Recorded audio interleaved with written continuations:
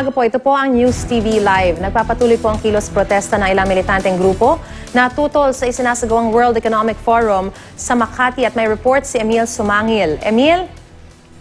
Tuluyan ng nagliyab at sunog na itong FEG na ayon sa grupong Freedom from Death Coalition ay isang halimaw na may 5 ulo.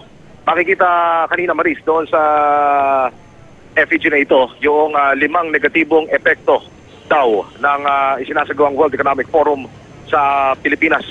Sa mga sandaling ito ay tapos na yung isinagawang programa ng Freedom from Death Coalition. Gaya ng aking nabanggit kanina, payapa ang takbo ng kilos protesta hanggang sa mga oras na ito. Nasa likuran ko, itong tropa ng Philippine National Police, yung Crowd Dispersal Management Unit, at tuloy na nilang binarahan at binarikadahan itong bahagi ng Pasay Road para hindi na makalapit at makausad pa itong grupong Freedom from Death Coalition na makalapit sa perimeter ng Makati Shangri-La Hotel.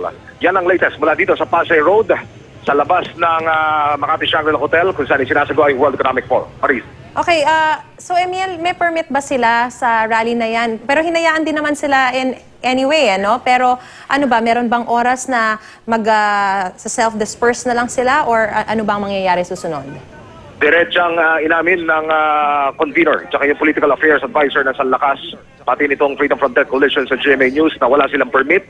Gayunpaman, pinagbigyan sila ng Makati Police na makapagsagawa ng programa dito sa kabaan ng Pasay Road. At ayon sa grupong ito, kusa silang babaklas sa kanilang hanay matapos masunog itong FEG pati na yung isinasagawang programa. Maris. Maraming salamat, Emil Sumangil. At yan po ang may init na balita sa oras na ito. Tutok lamang po dito sa GMA News TV para oras-oras, alam mo. Ako po si Mariz Umali. Magandang umaga po.